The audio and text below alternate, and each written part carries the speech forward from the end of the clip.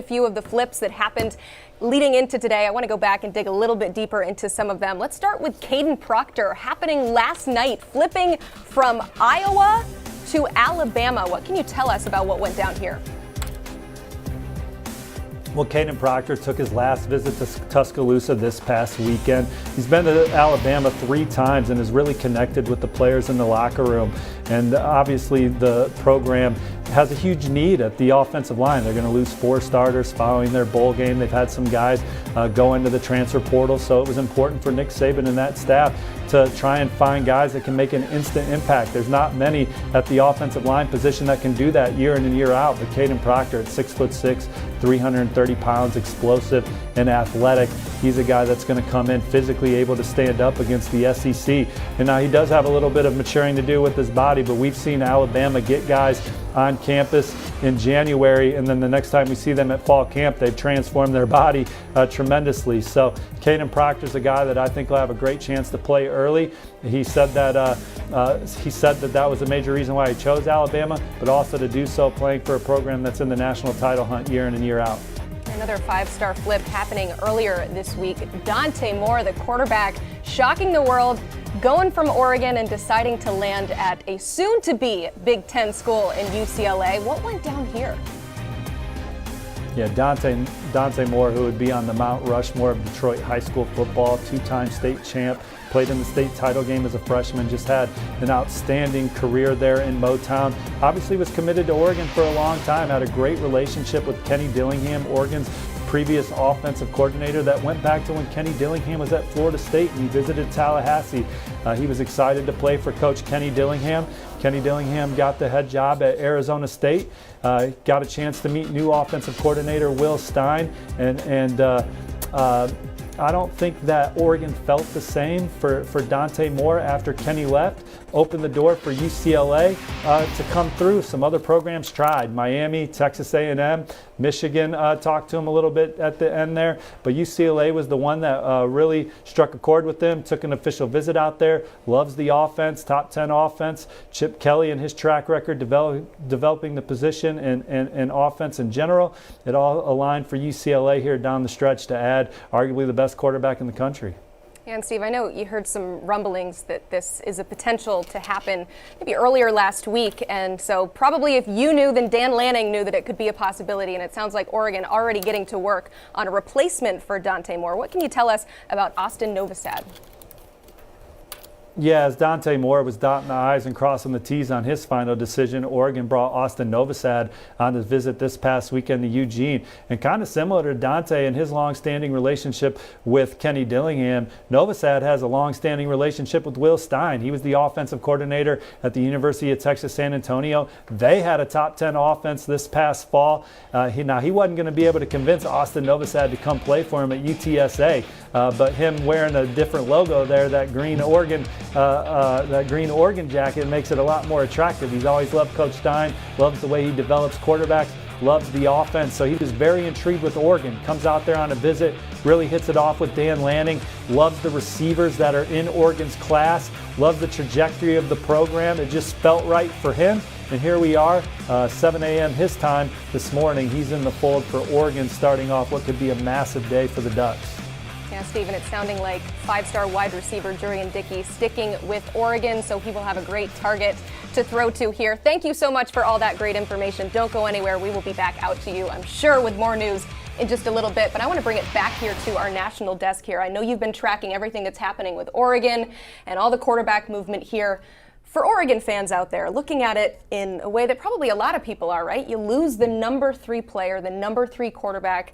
You get a quarterback, but obviously of a different caliber player. What kind of player is Novosad? Yeah, we got to see him at the Elite 11 finals, and this is a player that's really consistent. He plays within himself. He hits his targets when he has to. He's very accurate downfield. I love the rhythm that he throws the football with. Those are all things that stand out, and I think, Andrew, the thing that's really impressive about them flipping Austin Novosad this late is how quickly they were able to pivot, right? You lose a Dante Moore, and there had been some smoke around his recruitment for such time, especially considering that Kenny Dillingham had taken that job to ASU. So they had some time to work behind the scenes. But when you go in and get an Austin Novosad, who had been rumored and linked with places like Notre Dame and Ohio State and a few other schools that had already been pushing, that connection with the new offensive coordinator at Oregon as well played a big role. Yeah, for sure. Will Stein had a hand in this, right? He was in Texas. He knows about Austin Novosad. But what about Dan Lanning, right? Dan Lanning comes from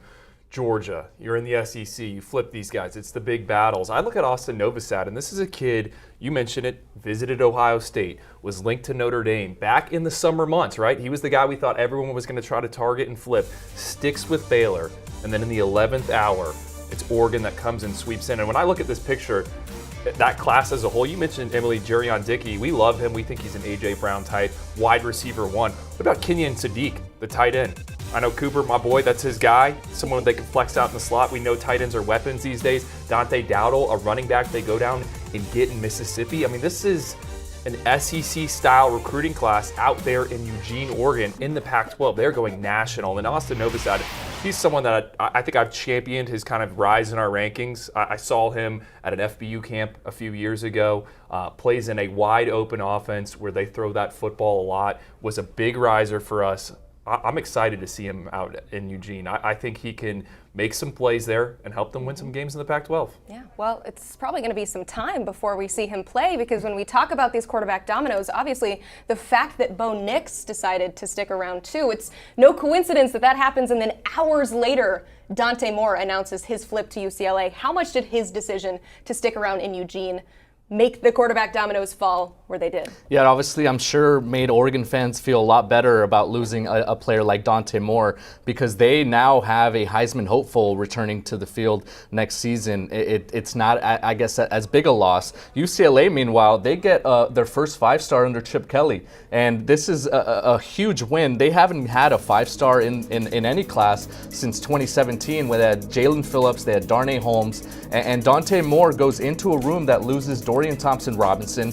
They just picked up a transfer from Colin Schlee from Kent State. They also had a couple other 4-stars in that quarterback room. He's going to be a player that's going to be going into the spring practices with a chance to make an impact. And we've seen Chip Kelly really trust his quarterbacks before. And when you go in there, you have the time to really win a battle. I mean, this is huge for the Bruins to continue to maybe that trajectory of what we saw under Chip Kelly the last couple of years.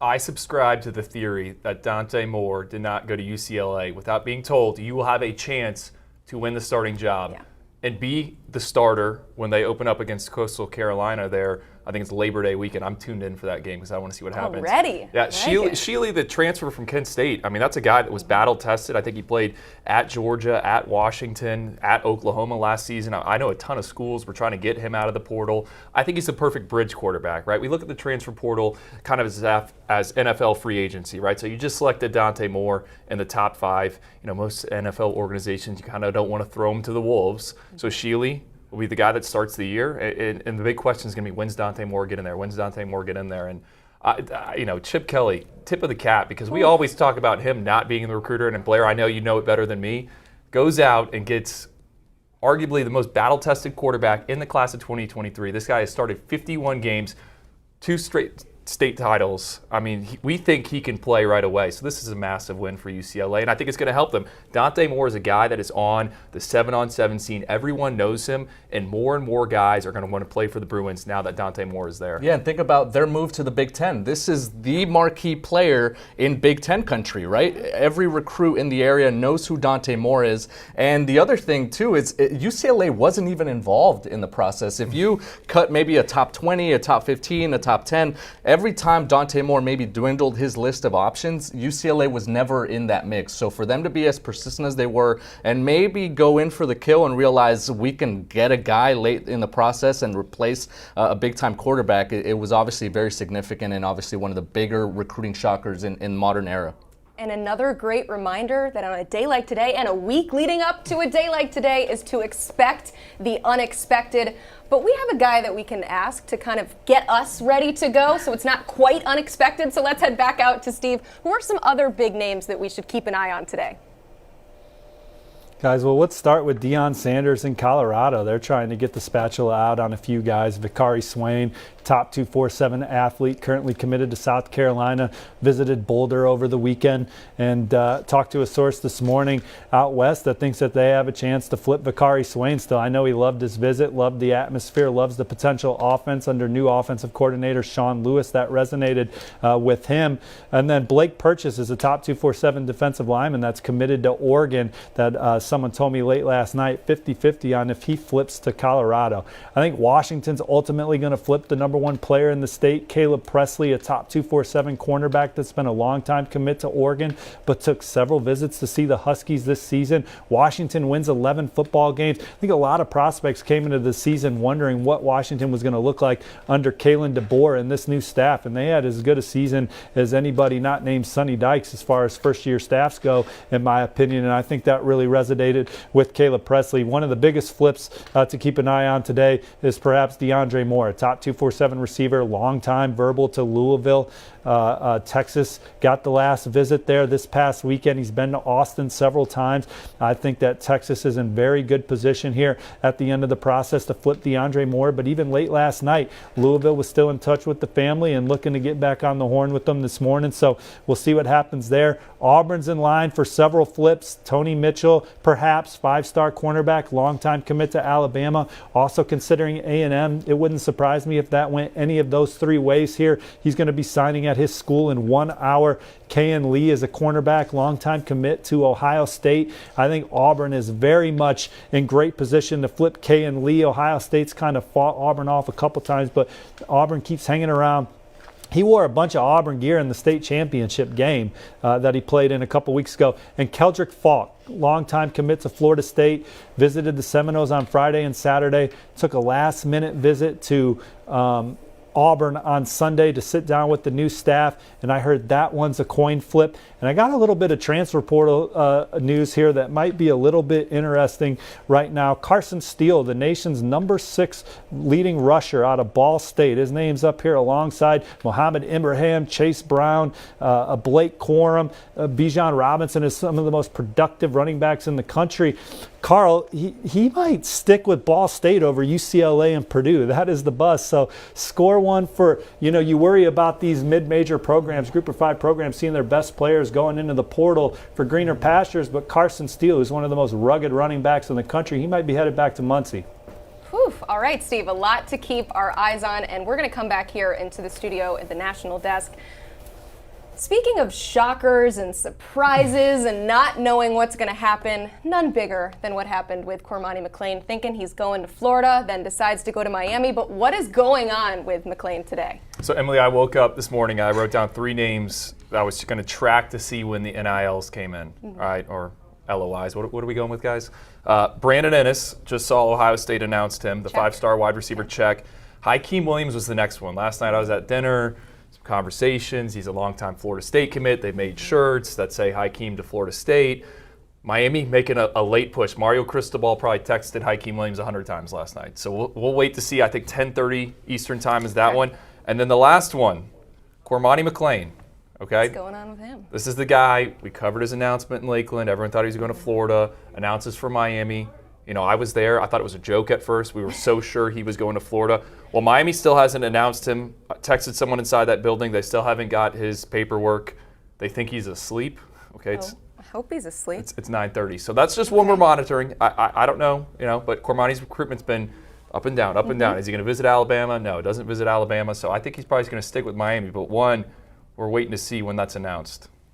What do you think when you're hearing all of this? I mean, we talked about the theatrics, right? Yeah. And missing a wake-up alarm is it's certainly up there in the ranks. He's a teenager. It's all right. So Yeah, he didn't have to be in the benefit of the studio. doubt. Nothing would be surprising, guys. It is National Signing Day, and crazier things have happened. We've seen it in years past. These late moves, these late decisions that are always up in the air. And although he already made a decision, I think we had been mentioning Kormani McClain's name as a possible, drama-filled failed recruitment down the stretch. So for him to maybe still, be catching some Z's there, I appreciate him trying to get some rest, because it does take a lot of effort to put pen to paper. Exactly. It does. It really does. I mean, it's been a crazy commitment for him. Let's go out to Steve. You have some news. Tony Mitchell. Okay. The news is Tony Mitchell, and it sounds like he is going to stick with Alabama.